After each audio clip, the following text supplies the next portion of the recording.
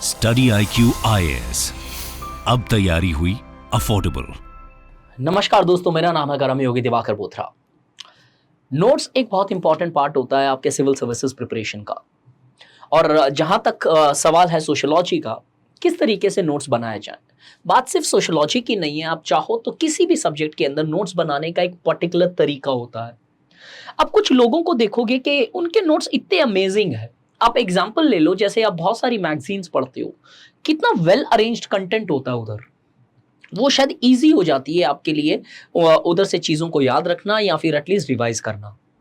अब नोट्स बनाने के लिए क्या तरीका होता है, बिकॉज एक टेक्निक आनी जरूरी है नोट्स की। जब तक वो टेक्निक नहीं आते, आपके नंबर ऑफ अटेम्प्ट्स कोई मायने नहीं रखते हैं। बिकॉज कई स्टूडेंट्स देखे हैं मैंने, 4 अटेम्प्ट के बाद भी ठीक से नोट्स नहीं बना पाते हैं और अपने मेंस और पीटी के टाइम में उनको बहुत दिक्कत आती है इस कंसर्न। पहला क्वेश्चन ये आता है कि नोट्स बनाने ही पड़ते हैं क्या। बहुत सारे टॉपर्स आजकल साफ झूठ बोलते हैं। I am pretty much clear on this, doesn't matter. झूठ बोल रहे हैं वो आपको कि नोट्स नहीं बनाए। वो अपनी IQ हाई बताने के लिए तुम्हारी IQ के साथ खिलवाड़ कर रहे हैं। बिकॉज अगर उस टॉपर ने नोट्स नहीं बनाया है तो एक लॉजिकल क्वेश्चन, कभी आप ऐसे टॉपर से इंटरेक्ट करो तो पूछना कि लास्ट में रिवाइज कैसे किया सर या मैडम। क्या वो 12 मैगजीन को रिवाइज कर रहे थे लास्ट में? क्या वो पूरे के पूरे पेपर 1 के सिलेबस के जो भी कंटेंट पढ़ा है उनको एक साथ बैठ के रिवाइज कर पाए?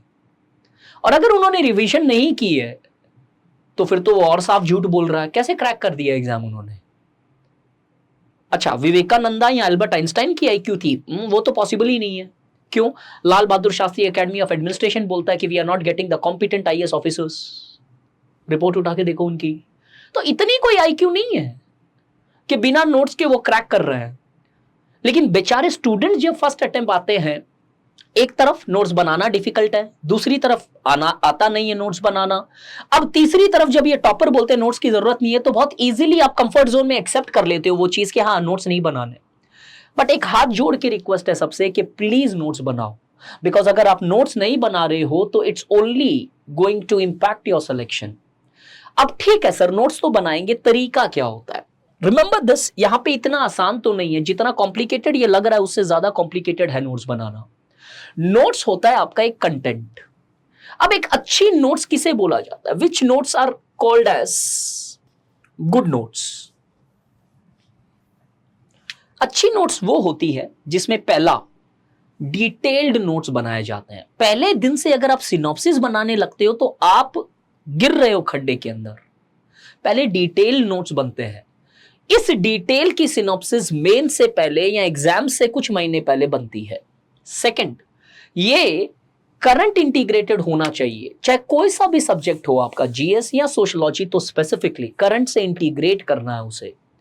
परसों हाल ही फिलहाल में आर्टिकल आया था इंडियन एक्सप्रेस में, UCC और ट्राइब के रिलेटेड कुछ डिबेट आपको यूज करना चाहिए था आपके पेपर 2 ट्राइब के सिलेबस में।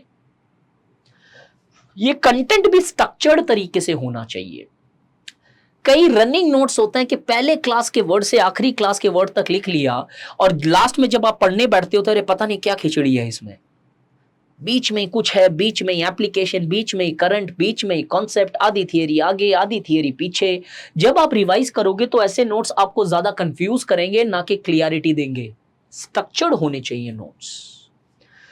कंटेंट बाद में जाके इन्हीं नोट्स की समरी भी बनानी पड़ेगी, सिनॉप्टिक। तो इसका मतलब आपको मल्टीपल नोट्स बनाने पड़ेंगे। नोट्स कंटिन्यूअसली अपडेट होते जाते हैं जैसे जैसे आपका स्फीयर ऑफ नॉलेज बढ़ता चले जाता है। पहले इनमें से एक भी चीज अगर आपकी मिसिंग है फिलहाल, तो आपको रीवर्क करना पड़ेगा आपके नोट्स के ऊपर। बिकॉज अगर आपके पास सिर्फ सिनॉप्सिस है तो कोई मतलब नहीं है, क्योंकि डिटेल्ड कॉन्सेप्ट आपका क्लियर नहीं है। इनमें से कोई एक चीज missing, you would have to rethink on your notes whatever may be your circumstances.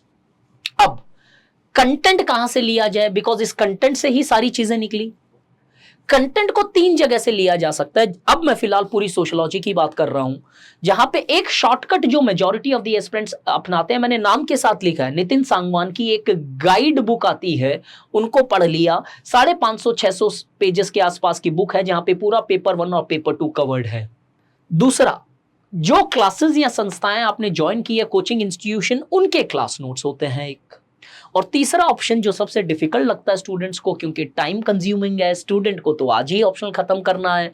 Student इतने अच्छे से लॉजिकली आप पूछते हो कि सबसे इंपॉर्टेंट क्या है, वो बहुत अच्छे से जवाब देते हैं। क्लियरिटी, कितनी क्लियरिटी है, 1 सेकंड का भी वेट नहीं है सर ऑप्शनल।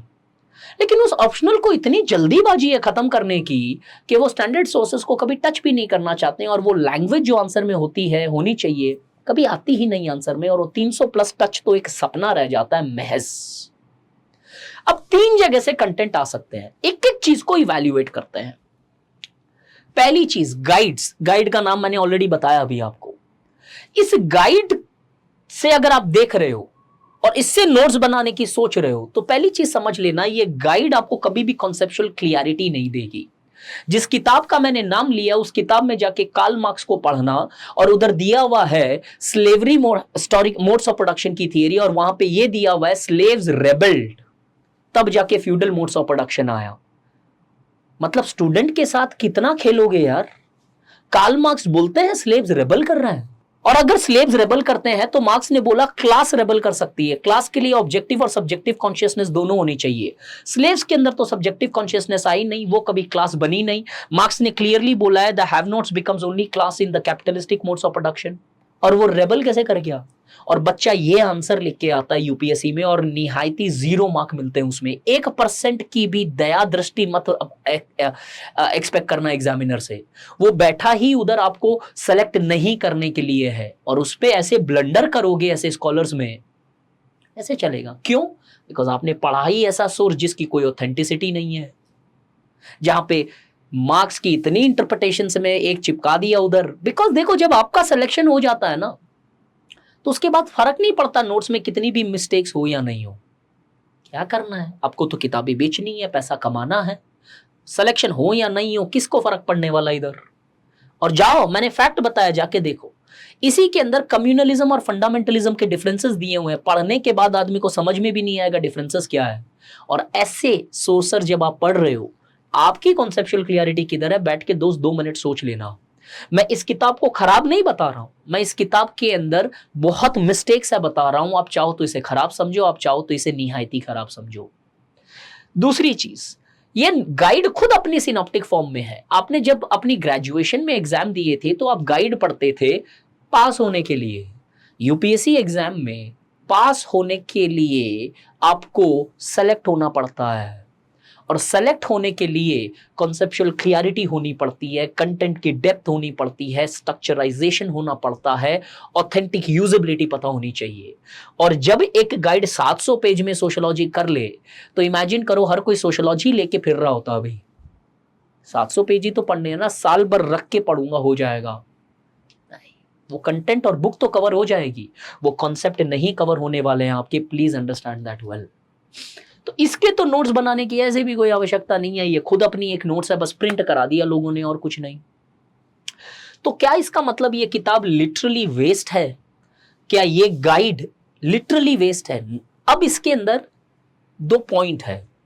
जो फर्स्ट अटेम्प्ट वाला है उसके लिए मैक्स वेबर का concept not only useless but more than useless. पहले अटेम्प्ट अगर सोशियोलॉजी से दे रहे हो, और फॉर दैट मैटर अगर आपने स्टार्ट की है सोशियोलॉजी, तो ये किताब एब्सोल्युटली वेस्ट ऑफ टाइम है। आपको रियलाइज होगा एक टाइम के बाद में, और इस वीडियो में आके नीचे कमेंट भी करके जाओगे कि thank you for giving us this information but I realised it of late. लेकिन एक जिसने 2-3 अटेम्प्ट दिए हैं, पीछे से अच्छे से सोशियोलॉजी की स्टडी की है, कुछ स्टैंडर्ड बुक्स पढ़ी है, उसके लिए ये किताब अच्छी है। क्यों? बिकॉज उसे सिर्फ रिवीजन करनी है। फॉर एग्जाम्पल, अगर मैं आज आके सोशियोलॉजी का एग्जामिनेशन दूं यूपीएससी में, मुझे सिर्फ ये किताब पढ़ के काम हो जाएगा, बिकॉज मैंने सारा कंटेंट पढ़ रखा है, मुझे सिर्फ एक रिवीजन मारनी है, उसके लिए बहुत अच्छा है। So this book should only be used as a revision document, not as the base upon which you build up your sociology, and sociology is the base upon which you are building your selection. तो अगर ये follow कर रहे हो, change कर दो, request है मेरी। कुछ नहीं होने वाला है, 2 साल के बाद में मेरे ही जूम सेशन अटेंड करते हुए फिरोगे और बोलोगे सर ऑप्शनल चेंज करना है, सोशियोलॉजी समझ में नहीं आया। क्यों? तुमने शुरुआत ही तो गलत की वहां पे। इससे आगे जाए, स्टैंडर्ड बुक्स। अगर पेपर 1 की स्टैंडर्ड बुक्स देखें तो हॉलम्बस, हॉलबॉर्न, रिट्जर, गिडन्स, बीए इग्नो और एमए इग्नो भी पढ़ा जाता है, जिसमें बीए इग्नो ज्यादा रेलेवेंट है, आपका पूरा सिलेबस कवर करता है वो। और पेपर 2 के अंदर अगर मैं जाऊंगा तो मल्टीपल बुक्स है जो आपको कवर करनी है। अब इन किताबों के अंदर चैलेंज ये आता है, स्टैंडर्ड बुक जब पढ़ते हो तो फर्स्ट, अगर आप पढ़ रहे हो, अगर आप कोचिंग अफोर्ड नहीं कर सकते, ये अच्छा तरीका है आपको क्रैक करने का। एटलीस्ट बेटर दो सो कॉल्ड बाइबल्स। वर्ड बोलना ही एक गलती होगी इनफैक्ट जो गाइड्स पढ़ रहे हो आप। फर्स्ट रीडिंग सिर्फ मार्क करो जो भी किताब आप पढ़ रहे हो, चाहे स्टैंडर्ड बुक्स या इग्नो। सेकेंड रीडिंग में नोट्स बनाना स्टार्ट करो। लेकिन जब सेकेंड रीडिंग कर रहे हो तो सिर्फ मार्क्ड चीजें नहीं पढ़ोगे, पूरा का पूरा टॉप टू बॉटम पढ़ोगे। क्योंकि साइकोलॉजी की एक थियरी है कि during the first reading you miss more than what you grasp और गेट। तो सेकेंड रीडिंग में टॉप टू बॉटम पढ़ना है, सिर्फ मार्क्ड कंटेंट नहीं पढ़ना। और अब आप साथ साइड बाय साइड नोट्स बनाते चले जाओगे सोशियोलॉजी के, इग्नो से या हार्लम्बस से या रिट्जर से। जब नोट्स बना रहे हो तो दो चीजों का ध्यान रखोगे। एक छोटी सी किताब डालोगे जिसमें आप थिंकर्स जो भी मेंशन्ड आ रहे हैं, आपके जो नोट्स पढ़ रहे हो, जो भी irrespective of topic, running notes के फॉर्म में बनाते चले जाओ। एक थिंकर्स बुक जहां पे आपके पास, वो मेरे पास है नहीं मेरी थिंकर्स बुक, यहाँ पे वो बुक होनी चाहिए जो आप ऑफन रीड करते रहोगे 10-10-15 मिनट डेली, ताकि वो थिंकर्स आप उनसे वाकिफ रहो, उनसे एक रिलेशनशिप बनाए रखो। और जो ये नोट्स बनेंगे हर टॉपिक के, लेट्स अज्यूम यूरोपियन मॉडर्निटी, वो 250 वर्ड के एटलीस्ट इंश्योर करो कि मिनिमम नोट्स हैं। 300 भी चलेगा, 350 भी चलेगा, थोड़ा ज्यादा कंटेंट होगा तो चलेगा, लेकिन ये मत करना एक एक टॉपिक के 10-10 पेज 20-20 पेज के नोट्स बन रहे हैं।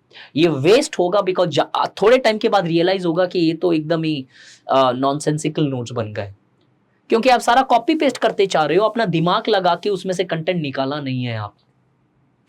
और जब हर टॉपिक के 250 वर्ड्स में नोट्स बनाओगे, नॉट पेज, 250 वर्ड्स, तो प्लीज मेक श्योर आप जब ये कर रहे हो तो आप कंटेंट तो बहुत पढ़ रहे हो, 1500-1000 वर्ड, और उससे 250 जब निकालना है तो आप आपकी जो स्किल्स है एनालिटिकल, वो एनहांस होगी। अच्छा, ये कंटेंट निकालना, ये स्टेटमेंट निकालना, ये स्टेटमेंट, तो टेक्निकली आप एक आंसर राइटिंग की प्रैक्टिस भी कर रहे हो यहाँ पे। ये एक साइंटिफिक तरीका है नोट्स बनाने का। और जब ये डिटेल नोट्स आपकी कंप्लीट हो जाए, एक चैप्टर की नहीं, पूरे सिलेबस की, तब उसकी सिनॉप्सिस बनाओ। मैंने खुद के नोट्स जो मैं आपको देता हूं हमारे बैच में, मेरे हैंड रिटन नोट्स, वो 16 बार बनाए हैं मैंने लिटरली। आपको झूठ लगेगा, सच लगेगा, वो आपकी प्रॉब्लम है, लेकिन मैं जब तैयारी कर रहा था सोशियोलॉजी के ही नोट्स 16 बार बनाया मेरी लाइफ में, क्योंकि हर बार कुछ एनहेंसमेंट होता चला गया और फाइनली जाके वो कुछ पेजेस में, कुछ किताब में सिमट के रह गई पूरी नोट्स, और वो ही सफिशिएंट हो गया चीजों को रिवाइज करने के लिए। लेकिन ये एंड प्रोसेस है, पहले ये होना जरूरी है। और अगर आप इग्नो पढ़ रहे हो, suppose if you are reading IGNOU BA, पहला स्टेप, पूरे इग्नो को अरेंज करोगे, सीधा पढ़ने नहीं बैठोगे। सिलेबस कॉपी पास में रखो, इग्नो पास में रखो, क्योंकि इग्नो में एक टॉपिक जो है अलग अलग जगह में दिया हुआ है, बिकॉज इग्नो एक ग्रेजुएशन एग्जाम के लिए है। अब वो टॉपिक सिलेबस यूपीएससी के अकॉर्डिंगली नहीं बना है, तो मैक्स वेबर का कुछ टॉपिक इधर है, कुछ टॉपिक दूसरे ईएसओ में है, कुछ टॉपिक तीसरे बुकलेट में है। सारा टॉपिक वाइज सिलेबस का अरेंज करो। सारा यूरोपियन मॉडर्निटी एक जगह है, सारा कार्ल मार्क्स एक जगह है, सारा स्ट्रैटिफिकेशन एक जगह है, सारी मोबिलिटी एक जगह है, या सारा रिलीजन एक जगह है।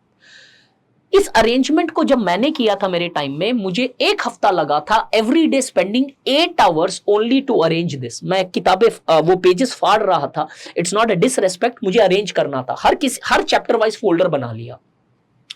एक बार अरेंज करनी है, पहले रीडिंग करो। पहला रीडिंग वही पूरा का पूरा डिटेल, एकदम स्लो रीडिंग होनी चाहिए, एक्सट्रीम स्लो रीडिंग। पूरा एक चैप्टर रीड किया आपने, उसके बाद सेकेंड रीडिंग करो, थर्ड स्टेप, जहां पे आप नोट्स बनाओगे। सेम पूरा टॉप टू बॉटम पढ़ोगे और साथ में नोट्स बनते चले जाएंगे। और फोर्थ स्टेप है, अब जब नोट्स बन जाएंगे, ये तब आएगा जब पूरा सिलेबस का कंप्लीट हो जाएगा, तब आपकी सिनॉप्सिस बनेगी, जो आपके ही नोट्स से बनेगी। वापस इग्नो में नहीं जाओगे आप। तो ये सिनॉप्सिस अपने नोट्स से बनती है, ना कि वापस स्टैंडर्ड बुक से बनती है। स्टैंडर्ड बुक से सिर्फ डिटेल नोट्स बनती है यहाँ पे। तो अगर इग्नो फॉलो कर रहे हो तो ये अप्रोच रखो। और अगर आपको लगता है कि if you are reading any coaching institution material, आपने कई संस्था में क्लासेस की है, उसका एक रनिंग नोट्स बनाया हुआ है, या उसका आपका मटेरियल है, तो यहां पे एक चीज रखो, अगर खुद के नोट्स हैं, ये खुद ने क्लास की है, खुद ने लिखा है, तो ये काम आएंगे। और अगर मार्केट से ऐसे ही नोट्स उठा लिए आपने किस कॉन्टेक्स्ट में लिखा गया है, किस तरीके से लिखा गया है, एब्सोल्युटली मजा नहीं आएगा इस नोट्स में। और आप शायद डेवलप नहीं कर पाओगे, इंटरेस्ट डेवलप नहीं होगा, इंटरेस्ट नहीं आएगा तो डेप्थ नहीं आएगी, डेप्थ नहीं आएगा तो आपके नोट्स में ही डेप्थ नहीं है तो आपके सिलेक्शन कैसे डेप्थफुल हो सकता है। तो अगर किसी कोचिंग का मटेरियल पढ़ रहे हो तो मेक श्योर वो खुद की कोचिंग की हुई है और खुद का मटेरियल पढ़ रहे हो। हाँ, लिमिटेड यूजिबिलिटी अगर आपने नहीं की है, संस्थाओं से कोई नोट्स उठा रहे हो, ये तब काम आता है जब आप इनको सप्लीमेंट करो इन सारी चीजों से, कि यूरोपियन मॉडर्निटी पहले मैंने इग्नो से पढ़ी, फिर मैंने इस नोट से पढ़ी, फिर मैंने कंबाइन करके नोट्स बना लिए, तब वो नोट्स काम के हैं जो कोचिंग इंस्टीट्यूशंस के मटेरियल है। तो ये है एक साइंटिफिक तरीका नोट्स बनाने का। अब जो स्टडी आईक्यू में हमारे सोशियोलॉजी के नोट्स है, मैं 100% फीडबैक गारंटी लेता हूं। स्टडी आईक्यू नहीं ले रहा है, Diwakar Bothra eight personal level पे ले रहा है, जहां पे अगर मेरे नोट्स से बेटर अगर आपको कोई नोट्स मिल जाए तो you join any other organization, I would pay your fees in that organization irrespective of the number of students who are actually feeling that, but मुझे प्रूव करना पड़ेगा कि उनके नोट्स मेरे नोट्स से बेटर है, बिकॉज इतना प्लान्ड करके हमने ये पूरा प्रोग्राम डिजाइन किया है, जहां पे, क्योंकि जब मैंने कोचिंग की थी मेरे इंस्टीट्यूशन के अंदर सबको झुक के लिख रहे थे, कॉन्सेप्ट को कोई समझ ही नहीं रहा, और जब वो बाद में जाके पढ़ते हैं तो पता चलता है सर ये नोट्स है तो आपको समझ ही नहीं आ रहा है। क्या है हमारे फीचर्स नोट्स के? थिंकर्स बुक एक बनाने के लिए बोला जाता है कि किस तरीके से बनानी है, वो मैं डिस्कस करता हूं in the first day of the class. Hand written notes आपको मिलते हैं, बार बार मैंने ये दिखाया है, मैं एक बार फिर दिखा दे रहा हूं, ऐसा ही हैंड रिटन नोट्स है। हैंड रिटन नोट्स और प्रिंटेड नोट्स के अंदर सबसे बेस्ट चीज क्या होती है कि हैंड रिटन नोट्स जो होते हैं वो बड़ी इजी तरीके से पढ़ी जा सकती है, चीजों को अच्छे से ग्रैस्प कर सकते हैं, उन चीजों को जल्दी रिवीजन हो सकती है। और हमारे हैंड रिटन नोट्स इस तरीके से इंटीग्रेटेड है कि आपको वो खुद अपने आप कम्युनिकेट करेंगे, आपको निकालनी नहीं पड़ेगी चीजें, इस तरीके से अरेंज्ड है ये सारी की सारी चीजें। कुछ डिक्टेशन होता है वो डिटेल में मिलता है, कुछ बॉडी इंट्रो या कुछ डिस्कशंस होते हैं वो आपको मिलते हैं। तो ये एक इंपॉर्टेंट फीचर है हमारे हैंड रिटन नोट्स का, जो किसी भी ऑर्गेनाइजेशन में इस क्वालिटी के हैंड रिटन नोट्स नहीं देते हैं, आपको खुद बनाना पड़ता है। तीसरी चीज, क्रक्स, जो बीए और स्टैंडर्ड बुक्स बोली सबका क्रक्स आपको मिलेगा, आपको कोई दूसरी किताब पढ़ने की जरूरत ही नहीं है, एक वर्ड नहीं पढ़ना है, आपकी चॉइस से अगर पढ़ना है तो आपकी चॉइस है। वो पीपीटीज मिलती है, और last but not the least, मेरे खुद के जो 16th टाइम में मैंने हैंड रिटन नोट्स बनाए थे, मेरे खुद के हैंड रिटन नोट्स जो मैंने मेरे सक्सेस के लिए बनाए थे लास्ट अटेम्प्ट में, और उसके अंदर ऑब्वियसली मैं कोई स्टोन अनटर्न तो छोड़ूंगा नहीं, वो भी मैं आपको पीडीएफ फॉर्मेट में देता हूं, ताकि आपको पता चल सके कि किस तरीके से आपको लास्ट में रिविजन करना है, आपको बनाने की जरूरत भी नहीं है, सिनॉप्सिस आपके पास ऑलरेडी होगी यहां पे। अब इस तरीके से अगर आपके पास नोट्स हैं तो टेल मी वन थिंग, क्यों नहीं रिवीजन और सिलेक्शन होगा यहां पे? अब एक मेरा कमिटमेंट है जो ओपनली मैं दे रहा हूं, 70% ये मिनिमम है, 70% जो इस साल का भी पेपर आने वाला है या अगले साल आए फॉर दैट मैटर, 70% पेपर हमारे ही हैंड रिटन नोट से निकलेगा, नहीं तो मैं ओपनली बर्न कर दूंगा मेरे हैंड रिटन नोट्स। अब अगर मैं इतना कमिटमेंट दे रहा हूं तो गाइज इस दुनिया में एक चीज बहुत क्लियरली दिखाई देती है, लोगों के वर्ड्स को ट्रस्ट मत करो, उनके वाइब्स को ट्रस्ट करो। मैं जब इतना कॉन्फिडेंट हूं तो एटलीस्ट थोड़ा सा कॉन्फिडेंस आपको दिखाना तो पड़ेगा, उन नोट्स को पढ़ना पड़ेगा सिर्फ शिद्दत से, इतना ही कॉन्फिडेंस दिखाना है। और कई बार होता क्या, जब आपको टीचर बोले ना इतना ही पढ़ना है, आप लालच में आ जाते हो, नहीं नहीं इतने से क्या होगा, अभी सितंबर में मेंस आने वाला है, उसके बाद शायद आपका 100% वो कॉन्फिडेंस आ जाएगा कि हाँ इससे सब कुछ आ गया, ना कि सिर्फ 70, मोर देन दैट। तो if you want to join our batch, 18 जुलाई से स्टार्ट हो रहा है, और हर चीज का जो बोला है कमिटमेंट है मेरा, और अभी तक जितने बैच हुए हैं बाय गॉड्स ग्रेस, एक भी बैच में मेरा कमिटमेंट तो फेल नहीं हुआ है, बिकॉज जब तक पढ़ाऊंगा इसी शिद्दत और पैशन से पढ़ाऊंगा, और इसी तरीके से एटलीस्ट एक स्टूडेंट सेंट्रिक अप्रोच लेके चलेंगे। And once a student I believe always a student. कल अगर बैच खत्म भी होता है, I will always be available as far as your civil services preparation is concerned. So join the batch, have faith. Maybe हो सकता आपने coaching कर रखी है, फिर ज्वाइन करो, ये सिर्फ मैं बोल नहीं रहा हूं ज्वाइन करो, करो and you will feel the difference. जो टेस्ट सीरीज के प्राइस में आपको टेस्ट सीरीज प्लस कंटेंट मिल रहा है, this is the time to take a call. अगर कोई 2024 का एग्जाम दे रहा है और अगर किसी कोचिंग से ऑलरेडी की है और वो अभी भी सोशियोलॉजी में क्लियरिटी नहीं रखता है, join this, because any day you are going to join a test series. Join the batch, develop your content. कई बार ऐसा लगता है सर वापस क्लास नहीं करनी है, टाइम वेस्ट होगा। नहीं, क्लास के अंदर हमारा गोल एनालिटिकल एबिलिटीज है, तो पूरी क्लास में लगेगा एक इस तरीके का मेडिटेशन हो रहा है कि आपकी आंसर राइटिंग सेट हो रही है। So if you are planning, चाहे आप स्टार्ट कर रहे हो चाहे आपने कर रखा है, once you see the demo lectures which I have already put up at study IQ platform, then you take a call. So batch is starting from 18th of July. Do join the batch. Have a real nice day and best of luck for your future. Thank you. Study IQ IAS, अब तैयारी हुई affordable.